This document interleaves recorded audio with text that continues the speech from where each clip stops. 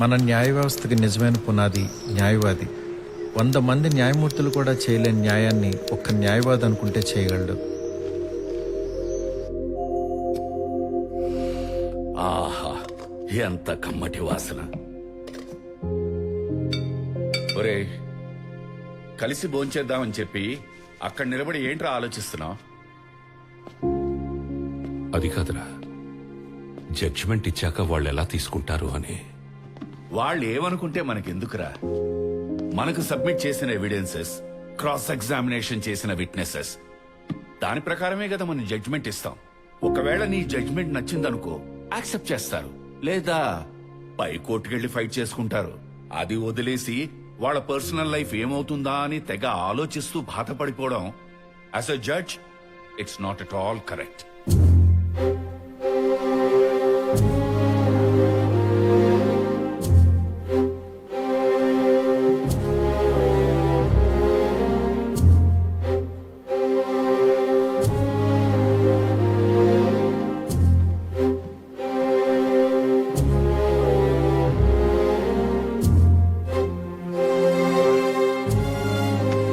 చెప్పుకోవాల్సింది ఇంకేమన్నా ఉందా? సార్, మా ఫాదర్ మీద ప్రామిస్ చేసి చెప్తున్నా, ఇంటర్వ్యూకి వెళ్ళిన రోజే అదోలా చూశాడు. లేదు, 3-4 టైమ్స్ ప్రైవేట్ గా కలవమని ఫోర్స్ చేశాడు. చీకొట్టానని కోపం పెంచుకొని న్యూడ్ గా ఫోటోస్ తీయించి మరి భయపెట్టాలనుకున్నాడు. అయ్యో లేదు లేదు సార్. కేసు పెట్టడానికి పోలీస్ స్టేషన్ కి వెళ్తే పోలీసులతో క్లాస్ పీకించి పంపించేశాడు. అట్లీస్ట్ కోర్టులోనైనా జస్టిస్ జరుగుతుందన్న హోప్ తో డైరెక్ట్ గా అప్లై చేసి మేము ముందు నిలబెట్టా. ఇంకా మీరే ఎలాగైనా. అలాగే అలాగే చెప్పావు కదా, సేమ్ డైలాగ్ వెర్షన్. ఎవరో రైటర్ని పెట్టి రాయించుకున్నట్టున్నావు. ఆ 4 లైన్లే బాగా ప్రాక్టీస్ చేసి వచ్చినట్టున్నావు. అయినా కోర్టుకు కావాల్సిన ఎవిడెన్సెస్, సాక్ష్యాలు, నీ ఎమోషనల్ యాక్టింగ్లు, ఫోర్స్డ్ ఎడిషన్లు కాదు. యువర్ ఆనర్, ఈ అమూల్య తన టాలెంట్ మొత్తం ప్రదర్శించి ఏం ఎక్స్పెక్ట్ చేస్తోందో మీకు ఆల్రెడీ ప్రూవ్ చేశాను. ఇలాంటి తప్పులు వేరే అమ్మాయి చేయకుండా సరైన తీర్పిచ్చి ఈవిడికి బుద్ధి చెప్పాలని కోర్టు వారిని కోరి ప్రార్థిస్తున్నాను. That's all your honour.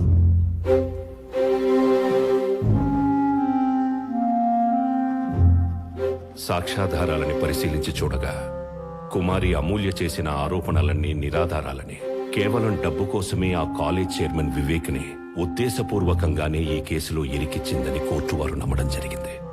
ఇందుకుగాను కుమారి అమూల్యని మందలిస్తూ 50,000 రూపాయలు జరిమానా విధించడమైనది.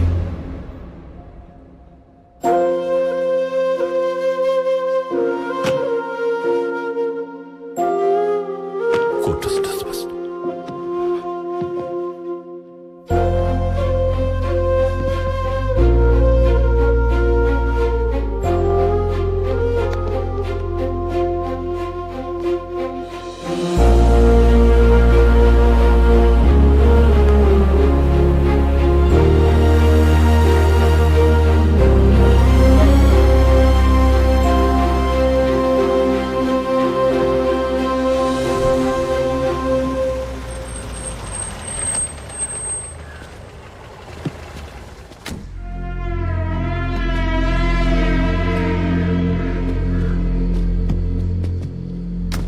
ఎక్కడికొచ్చాడేంటీడు? జడ్జిగా చెయ్యలేని న్యాయం మనిషిగా చేద్దామని వచ్చాను. కేఎల్ ఇంజనీరింగ్ కాలేజీలో అసిస్టెంట్ లెక్చరర్గా మాట్లాడా. రేపే జాయిన్ అవ్వచ్చు. అక్కర్లేదు సార్, నాకు కావాల్సిన న్యాయం కోర్టులో చేయాలి కానీ ఇలా 4 గోడల మధ్య కాదు. అద్దం ముందు బట్టలు మార్చుకోవడానికి ఇబ్బంది పడే ఆడపిల్లని నేకడిగా సొసైటీ ముందు నిలబెట్టేశారు. చిన్న జస్టిస్ కోసం తెగించి కోర్టు మెట్లెక్కిన పాపానికి మళ్ళీ లేగలేనంత లోతుకి తోసేశారు. అది కాదమ్మా. సార్, మీరు నిజంగా నాకు హెల్ప్ చేద్దామని వచ్చుంటే ఇంకెప్పుడు కోర్టుకు వెళ్ళకండి.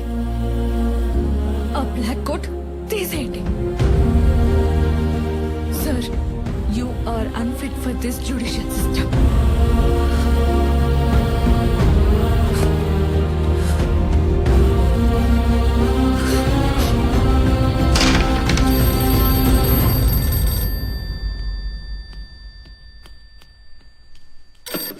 హలో, నాన్నగారు ఉన్నారమ్మా? నాన్న నీకే ఫోన్.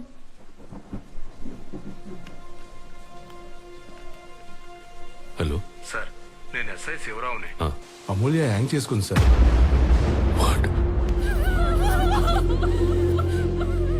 ఇప్పుడే కదా తల్ని కలిసి వచ్చాను. అవును సార్, మీరు వచ్చేలాక ఇలా జరిగిందంట. మీ జడ్జిమెంట్ వల్లే తను సూసైడ్ చేసుకుందని అందరూ అనుకుంటున్నారు. మీరు మాత్రం ఇటువైపు రాకండి సార్.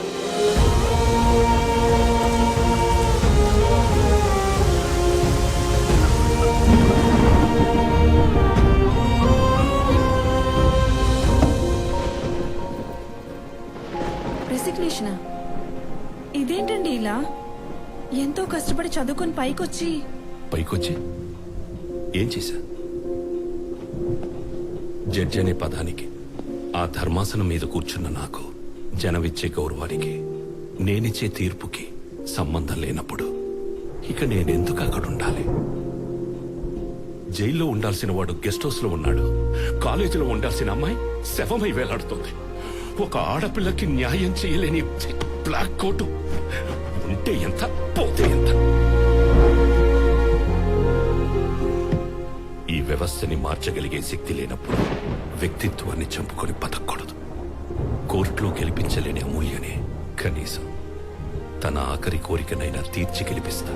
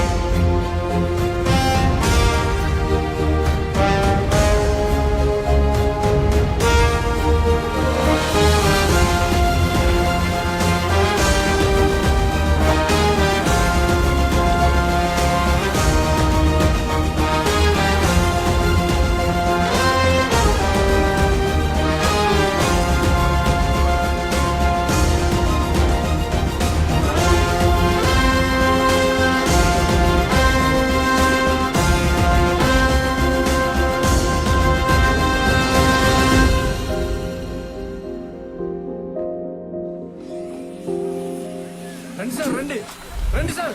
మేము ఎంత అడ్డుకున్నా వీళ్ళు మాత్రం పనులు ఆపట్లేదు సార్. ఏయ్, ఆపండి, ఆపు, చెప్తున్నా ఆపండి, చెప్తున్నా అర్థం కాలేదు నీకు? ఆపు. ఈ మైథిలికి రెస్ట్రిక్షన్స్ చేసే మోసాలు అన్ని కాదు సార్. మా 200 ఎకరాలు దళిత భూములు అక్రమంగా ఆక్రమించుకొని మాకు వేరే సరైన నెంబర్లు చూపించి మమ్మల్ని మోసం చేస్తున్నారు సార్. ఎదురు తిరిగి మాట్లాడే వాళ్ళకి నరకం చూపిస్తున్నారు సార్. పాస్బుక్ చూపించలే, చూడండి సార్, మీరే చూడండి సార్, ఇగో సార్.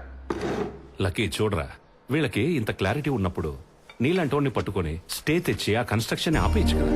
నానా, వాళ్ళకి తెలియదు కదా, కొంతమంది కమర్షియల్ క్యాండిడేట్స్ వల్ల పాడైపోతున్న ఈ జ్యుడిషియల్ సిస్టమ్ ని కాపాడటానికి రూపాయి అంటే ఇంట్రెస్ట్ లేని నాలాంటి నాన్ కమర్షియల్ లాయర్ ఇక్కడే ఉన్నాడని. కరెక్ట్. అవతలోడు ఎంత సౌండ్ అయినా వాడు మాత్రం జస్టిస్ కోసం నిలబడి అమాయకులకు న్యాయం జరిగే వరకు పోరాడుతూనే ఉంటాడని. ఎస్ రా, అయితే ఆ ఛానల్ వాళ్ళకి కాల్ చేసి అతని నంబర్ తీసుకుని నీ దగ్గర తీసుకొస్తా. నానా, ఛానల్ కాల్ చేస్తే వాళ్ళు ఎందుకు ఇస్తారు? అటు చూడు, ఎవడి కన్స్ట్రక్షన్స్ గురించి బ్యాడ్ గా టెలికాస్ట్ చేస్తున్నారు, వాడి ప్లాట్లే కొనమని కింద యాడ్ చేస్తున్నారు. అంతా కమర్షియల్, మళ్ళా ఎథికల్ గా ఉండరు నానా. అందుకని డైరెక్ట్ గా నువ్వు వెళ్ళగలవు అని నా దగ్గర తీసుకొచ్చి వాడికి హెల్ప్ చేసి పెడదాం, కాపాడదాం. సీనియర్ క్లయింట్స్ రెడీ, వేడి వేడిగా కమింగ్. ఇప్పుడే వస్తానా? వాడిని ఎలా తీసుకురావాలో ఆలోచించు.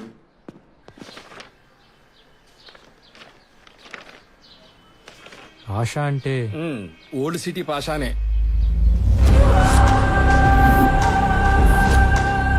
లిటికేషన్ ప్రాపర్టీ కదా, తక్కువ రేటుకి వస్తుంది కొందాం అనుకుంటే అక్కడికి వచ్చి తగలంటారు. పెద్ద మనుషులను తీసుకెళ్లి కూర్చోబెట్టి ఇది తప్పు రాబాబు అని చెప్పడానికి చూస్తే వాళ్ళ మొహాల మీద ఉమ్మేసి తల పగలగొట్టి అల్లరల్లరి చేసి ఇంకెవడొచ్చినా కదలని పొజిషన్ లో సెటిల్ అయిపోయారు.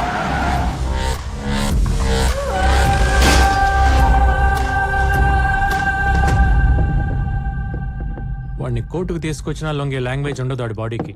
Out of the court settle చేయాల్సిందే. అదే అవ్వలేదు అంటున్నాం సార్. వెళ్ళింది లాయర్ లక్కీ కాదు కదా. వాడిని తక్కువ అంచనా వేస్తున్నారు. ఓహో ఇక్కడ మిమ్మల్ని మీరు ఎక్కువ అంచనా వేసుకుంటున్నారు. మాకు అర్థం కావట్లే. మాకు మాత్రం మ్యాటర్ సెటిల్ అవ్వాలి. నేను మళ్ళీ ప్రశాంతంగా నా సైట్ లో పోసుకోవాలి ఒంటేలు. ఏమండి ఇక్కడ మీరు పోసుకోవడమే కాదు, మీ సైట్ లో మీకు ఏం కావాల్సి చేసుకోవచ్చు. ఒక్కసారి మా సీనియర్ కేసు టేకప్ చేస్తే ఇంక సూట్ కేసులు సర్దేసుకోవడమే. వాళ్ళ మేమా జోకా? ఇది జబర్దస్త్ సెట్ కాదు. కోపడకండి సార్ ప్లీజ్.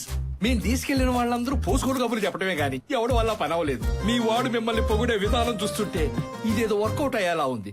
ఆ ఫీజు కూడా ఒకసారి అనేసుకుంటే. మిమ్మల్ని టెన్షన్ పెట్టి ఫీజు తీసుకున్న ప్లేస్ లో లేరు మీరు. ఆహా, ఇది ఎక్స్ జస్టిస్ సూర్యనారాయణ గారి ఇల్లు. నమస్కారం సూర్యారాయణ గారు. అటు నమస్కారం సార్. బాబు, మీరు మన శాంతిగా మధ్యాహ్నం మీటింగ్ రెడీ అయిపోండి. ఏంటి ఈ రోజే? అవును, పరిగెత్తించి సెటిల్ చేస్తాం. మీకన్నా ప్రాబ్లమా? ఇంకా ప్రాబ్లం ఏముంటుంది సార్? ప్రశాంతంగా ఎక్కడే కూర్చుంటాం. పడ్డాక లేకపోతే చైర్ కింద చావచ్చుగా.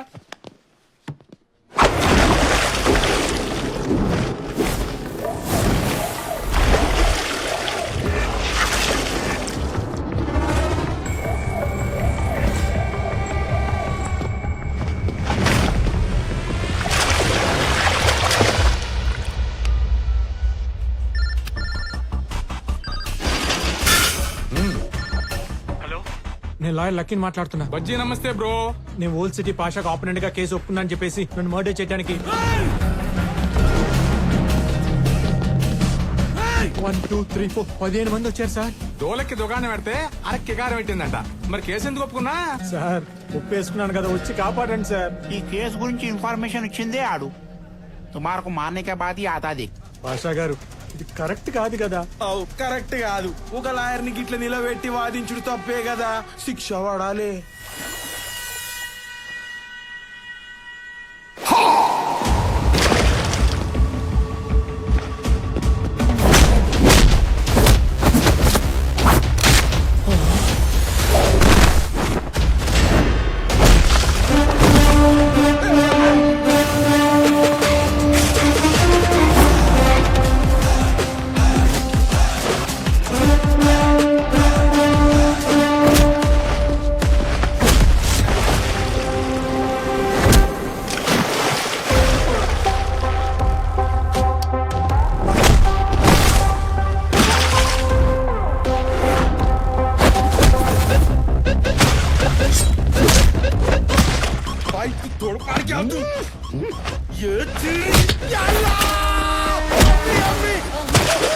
ఎందుకన్నా ఇంత గట్టిగా కొడతాయి? చిన్న పిల్లడు ఉన్నాయన్నా, చచ్చిపోతాయన్నా.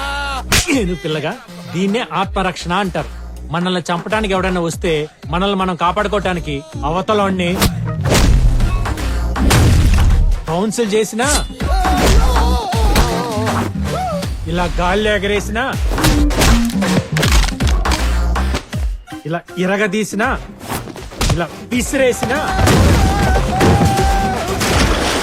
తప్పే లేదని ఆత్మరక్షణ యాక్ట్ పేయబుల్ సెక్షన్ 302, 324, 325M లో మెన్షన్ చేసింది. నన్ను నేను కాపాడుకోవాలి కదా, మీ నుండి నా ప్రాణాలు రక్షించుకోవాలి కదా. రండి.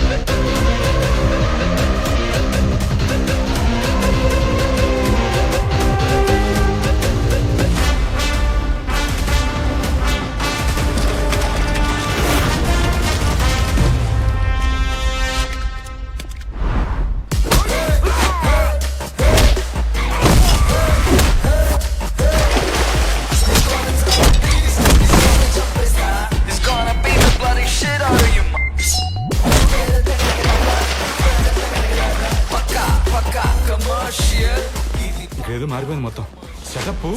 సార్, నన్ను కాపాడండి సార్, నన్ను రక్షించండి సార్. ఏంటయ్యా చూస్తున్నా, నువ్వే వాళ్ళు బాధ చేసినట్టుంది. నాకు తెలుసు మీరు ఇలా అంటారని, అందుకే సేఫ్ గా విట్నెస్ వీడియో కూడా తీయించా. చూడండి. ఎస్ సార్, అంతా రికార్డెడ్ గా ఉంది. అంతేకాదు, నువ్వే నన్ను చంపడానికి ఇన్ఫర్మేషన్ ఇచ్చావంటగా, అది రికార్డ్ చేశా. రే బజ్జీ, ఎత్రీగా నిన్నే యాడ్ చేయాల్సి ఉంటుందేమో. అమ్మని అమ్మ, అది కాదు కానీ న్యూమరాలజీ ప్రకారం ఆ నెంబర్ మనకు వర్కౌట్ కాదు. కూర్చొని క్లోజ్ చేసుకున్నాం. అయితే ఇంకెందుకు లేట్ పదా. ఓకే ఇదిగో సైన్ చేసేయండి. ఇక్కడ ఇక్కడ ఇక్కడ రే ఏనుగు అందరికి చాక్లెట్లు ఇచ్చారా? ఏకే అబ్బాయి సాబ్ చేతిలో చాక్లెట్ పెట్టి మొత్తం మ్యాటర్ సెటిల్ చేస్తాను. అయితే నోట్లో పెట్టాలి చాక్లెట్. అది కాదు సాబ్, పేపర్ జిరాక్స్ లకి, షెడ్లకి, ఫర్నిచర్ కి, పెట్రోల్ కి, సరుకులకి రే నీ పద్దులు పుస్తకాలు ఆపు. ఎంతో 10 అయిందా? 1000 అన్నా లక్షలు రా. ఇస్తారా? ఇప్పిస్తా. నేను ఒక మ్యాటర్ సెటిల్ చేస్తే బోత్ ది పార్టీస్ హ్యాపీగా నవ్వుతూ ఇంటికి వెళ్ళాలి. తన్నులు తిన్నా కూడా. హలో, నీకే రూపాయి ఫీజు ఇవ్వట్లేదంటే ఈ కర్రోడికి డిప్పగడికి 10 ఇప్పిస్తాలే అంటారేంటి? ఇంత కరెక్ట్ గా వచ్చేసేటండి. అమ్మ నా కన్నింగ్ క్లయింట్. ఇదా నీ వ్యాపారం? వెల్డింగ్ చేసుకునేవాడుగా. ఈ డార్క్ సర్కిల్స్ కవర్ చేసుకోవడం కోసం ఈ క్లాసులు పెట్టుకొని తిరుగుతున్నావా? సరే అయితే వాళ్ళకో 25, నాకో ఫార్చునర్ గిఫ్ట్ ఇచ్చే. 10 పాతి కావటం ఏంటి? అసలు ఏమి లేనోడికి ఫార్చునర్ ఇవ్వటం ఏంటి? అంత పెద్ద సైట్ సెటిల్ చేసి నేను ఆ పాత బండిలో తిరుగుతుంటే నువ్వు మటుకి చూస్తూ ఊరుకోగలవా? రేపు పొద్దునే వద్దన్నా నా ఇంటి ముందు కొత్త వైట్ లెజెండర్ పెట్టావు. అమ్మో అమ్మో, ఫీజు ఎందుకు వద్దన్నావు ఇప్పుడు నాకు అర్థమైంది. చెప్తాను. ఎవరికి చెప్తావు? మీ నాన్నకి.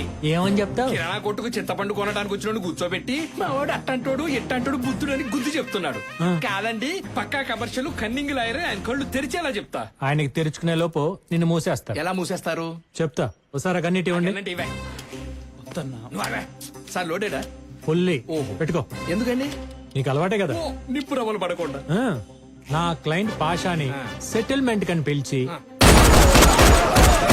పానిక్ అటాక్ చేసి పాయింట్ బ్లాంక్ లో గన్ పెట్టి సైన్ చేయించుకున్నందుకు attempt to murder section IPC 307, 506, arms act 24 కింద నిన్న బొక్కలో దోసి. అవ్వ, అసలు నిన్ను. ఆగు, నీ మనసులో మాట నేను చెప్తా. చెప్పండి, ఏమనుకుంటున్నానో చెప్పండి. ఎలాంటోడైతే సొసైటీలో ఉండకూడదని మీ నాన్న అనుకుంటున్నాడు, అలాంటోడు ఆయన ఇంట్లోనే ఒకడు ఉన్నాడని ఆశ్చర్యపోయేలా ఉన్నా నువ్వు. నువ్వేనా? కరెక్ట్. క్రిమినల్ లాయర్ అంటే క్రిమినల్స్ కి లాయర్ అని కొత్త మీనింగ్ వచ్చేలా యాటిట్యూడ్ లో మార్చిన నువ్వు క్రిమినల్ లాయర్ వేనా? ఇది కరెక్టే. కాదు, క్రిమినల్ మెంటాలిటీ ఉన్న లాయర్. అబ్బబ్బబ్బబ్బ, పొల్లు పోకుండా మనసులో ఉన్నది మొత్తం చెప్పారు. కానీ ఇంకోటి అనుకున్నా మీకు తెలియలే. చెప్పు. మీరు కేసు ఒప్పుకునే ముందు ఫీజు వద్దు రమ్మంటారు. పని అయ్యాక వాడిని వంగ పెట్టి ఆపు నీ బాడీ లాంగ్వేజ్.